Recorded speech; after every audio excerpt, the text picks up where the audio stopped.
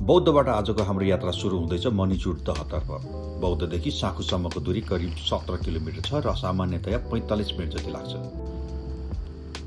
साँखु बजार पार गरेपछि हामी वज्रयोगिनी मन्दिर हुँदै शिवपुरी नागार्जुन राष्ट्रिय निकुञ्जको संरक्षित वन क्षेत्रमा प्रवेश गर्दछौँ। सुरुमा ढुङ्गे सिँढीहरू चढ्दै जङ्गलको बीचबाट माथि पुगिन्छ।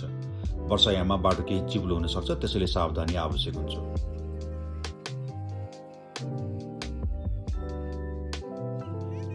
माथि पुग्ने बित्तिकै देखिन्छ मणिचुर दह। यो स्थानको मुख्य आकर्षण। घना जङ्गलको काखमा रहेको शान्त दह धार्मिक, ऐतिहासिक र प्राकृतिक महत्त्वले भरिएको छ।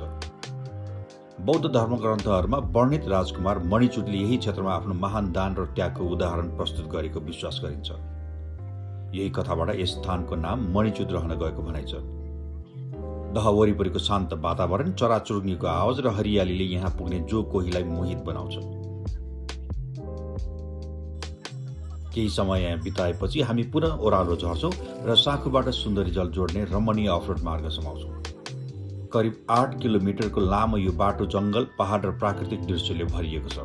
कतै ग्राभेल, कतै कच्ची सडक, तर हरेक मोडमा नयाँ सौन्दर्य भेटिन्छ।